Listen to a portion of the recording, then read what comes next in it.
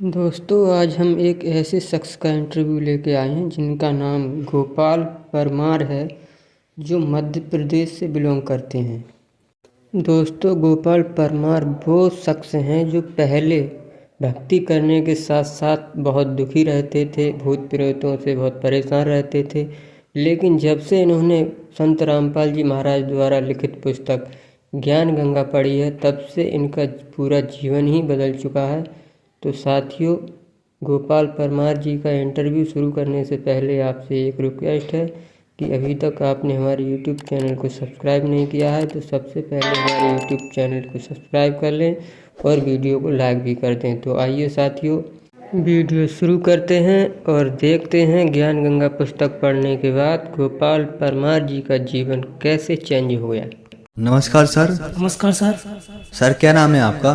Gopal Parmar. Sir कहाँ से आए हैं आप? गांव दुबली, तहसील तराना, जिला उज्जैन, एमपी से। संत रामपाल जी महाराज से आपने नाम दीक्षा कब ली? मैंने संत रामपाल जी महाराज से नाम दीक्षा 11 दिसंबर 2013 को। संत रामपाल जी महाराज से नाम दीक्षा लेने से पहले आप क्या भक्ति साधना करते थे?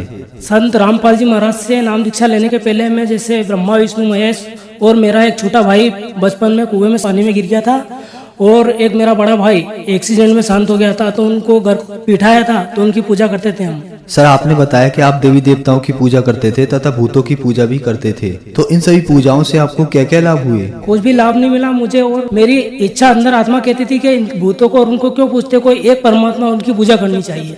मेरे मन में ये रहता था, तो मैं ऐसा सोचता था, तो ये मेरे को रात में परेशान करते थे। मैं सोता था जब रात में तो मेरे ऊपर बैठ जाते थे और मैं चिल्लाता था और मैंने कि ऐसा क्या होता है, मतलब भगवान कोई तो है, मेरे को परेशानी क्यों आती है कि जब परमात्मा की पूजा करनी चाहिए इनकी, जबकि गीता जी में इनको मना करा है। मैं गीता जी का पाठ करता था तो उसमें तो बेतो पूजों को मना करा है, जबकि ये करवाते तो लाभ तो कुछ मिला हो, मुझे नुकसान ही नुकसान। हमेशा बीमार रहता था, मेरा मुंह में छाले होते थे, मेरी भाभी को भी छाले होते थे, तो उन्होंने गोली लगाई थी, एक बेटनिसोल गोली आती है, तो मैंने पूछ लिया, तो मैं भी वो रेगुलर यूज करने लग गया। तो उससे क्या हुआ कि मेरी यहाँ रीढ़ की हड्डी मतलब जॉइंट कमर की दर्द है, वहाँ एक छर्रा रहते ये ओष्टा भरा जाता है वो खराब हो गया था। उसके बाद तो फिर मैंने डॉक्टर को दिखाया इंदौर, तो डॉक्टर साहब ने बोला कि बेटा ये तो तेरा गोला पूरा खत्म हो गया और इसका 5 साल का ऑपरेशन होगा, और 5 साल के बाद फिर तेरा डबल बड़ा ऑपरेशन होगा, उसके बाद तेरी 20 साल ही उम्र रहेगी। तो मेरे को ये इतना दिक्कत आने लगी, फिर मेरा ऑपरेशन हुआ 5 साल का। ये ऑपरेशन करवाया, इसका मेरा इससे कुछ भी लाभ नहीं मिला और इस परेशानी से मैं अब भी परेशान होता रहा हूँ। तो सर जो आपने देवी देवताओं की भक्ति की उनसे आपको कोई लाभ नहीं हुआ, आपकी परेशानी बढ़ती गई। फिर संत रामपाल जी महाराज के बारे में जानकारी आपको कहाँ से मिली? चैनल पे इनके सत्संग आते थे, तो ये गीता जी ये बताते, तो पहले मैंने ध्यान नहीं धरा, ये जब मेरा ऑपरेशन नहीं हुआ था। उसके बाद मैं क्या कि मेरे सामने एक किराने की दुकान है, उनसे बोला मैंने कि मेरा टाइम पास नहीं होता, तो उन्होंने मेरे को 8-10 पुस्तक दी, तो उसमें एक ज्ञान गंगा पुस्तक दी मुझे।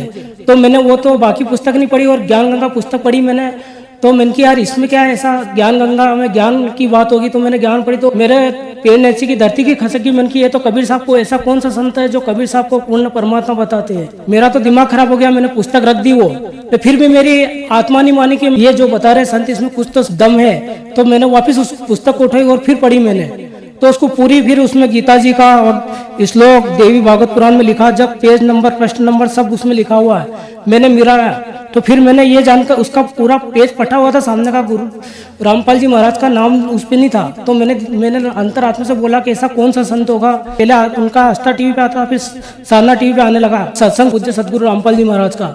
तो फिर सत्संग सुनने लगा, तो फिर मेरे को ऐसा रोना आया, ऐसा रोना आया, मैंने कि ये कुछ तो दम है। फिर मैंने गीता जी का श्लोक मिलाया, सब मिलाया, फिर मैं उसमें पता दिया पीछे बरवाला का, हिसार हरियाणा, तो वो पता पूरा लिख के फिर मैं बरवाला आश्रम गया और पूज्य संत सदगुरु रामपाल जी महाराज से नाम दीक्षा ली मैंने।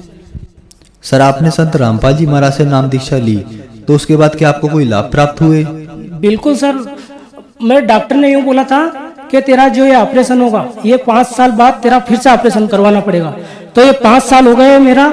जब अब डॉक्टर को मैं वापस दिखाने गया था अभी 4-5 महीने, तो डॉक्टर ने ऐसा बोला कि तेरे ऑपरेशन की कोई जरूरत नहीं है अभी, 50 साल बाद, अभी मेरी उम्र 42-43 साल हो गई, तो 50 साल बाद देखेंगे, तेरी ऑपरेशन की जरूरत नहीं है। उसके बाद से आज तक मेरे को कोई परेशानी नहीं है, मैं खेत पे भी जाता हूँ, काम भी करवाता हूँ। रात को जब सोता था तो मुझे भूत प्रेत और ये सब सताते थे, तो पूज्य सदगुरु रामपाल जी महाराज की शरण में नाम दीक्षा लेने के बाद, जब गुरु जी ने जो मुझे मंत्र दिए उस मंत्रों की शक्ति से मुझे आज तक कोई परेशान नहीं करता है। अभी आपको बताता हूँ 4 महीने पहले की बात। मैं जब रात को फसल मतलब सोयाबीन की फसल तैयार हुई थी तो बाहर खाले के बाहर रखी हुई थी, तो मैंने मेरा पलंग लगाया था मैंने, तो मेरी आधी नींद लगी हुई थी और आधी खुली थी। मैं सोया हुआ था तो एक चूड़े लाई और मेरी रजाई खींच ली नीचे उसने। रजाई खींचने के बाद मेरे को हाथ पकड़ लिए, मेरे दोनों ने ले जाने लगी। तो मैंने की तू कहाँ ले जा रही है मेरे को? तो मैं ले जाऊंगा तेरे को, और तेरे से पहले मैं 4-5 को ले जा चुका हूँ और तेरे को भी ले जाऊंगा। तो मैं एकदम घबराया। तो मैंने क्या, मेरे परमात्मा की कृपा से, सदगुरु रामपाल जी महाराज की कृपा से जो मंत्र दिए वो मंत्र का जाप करने लगा मैं सतनाम का। तो उससे वो ऐसी मतलब उसके हाथ मेरे तो वो ऐसी झुझक डरने लगी, चिल्लाने लगी कि मुझे छोड़ दो, मुझे छोड़ दो। मैं आपसे पहले 4-5 को ले जा चुकी हूँ, मुझे छोड़ दो, अब मैं आप कभी जिंदगी में लौट कर इधर नहीं आऊंगी और आपको कभी परेशान नहीं करूंगी। तो पूज्य सदगुरु रामपाल जी महाराज की कृपा से मुझे आज तक उसने परेशान नहीं करा। पहले मैं नशा करता था, पूज्य सदगुरु संत रामपाल जी महाराज के की शरण में आने के बाद आज तक तो मैंने बीड़ी को हाथ नहीं लगाया और पी भी नहीं। और पीना तो दूर की बात, जो मेरे दोस्त पीते हैं उनसे भी मना करता हूँ कि ये बहुत बेकार चीज़ है, इससे आपको ये नुकसान हो रहा है, ये मैं बताता हूँ मेरे मित्रों को। सर, संत रामपाल जी महाराज की शरण में आने के बाद आपको अनेकों लाभ प्राप्त हुए, तो जो श्रद्धालु आज आपको सुन रहे हैं उनको आप क्या संदेश देना चाहते हो?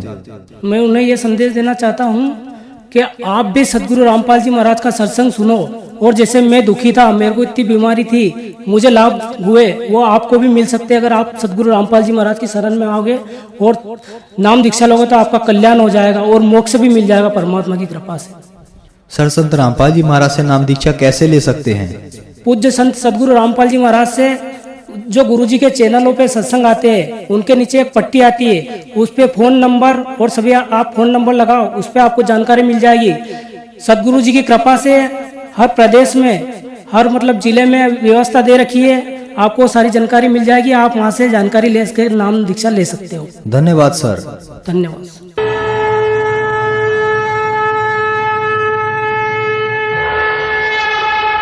दोस्तों, इस तरह के वीडियो सबसे पहले देखने के लिए नीचे दिए गए सब्सक्राइब बटन पर अभी क्लिक करें तथा साथ ही घंटी का बटन भी दबाएं, जिससे हमारी वीडियो सबसे पहले आप तक पहुंच सके। धन्यवाद।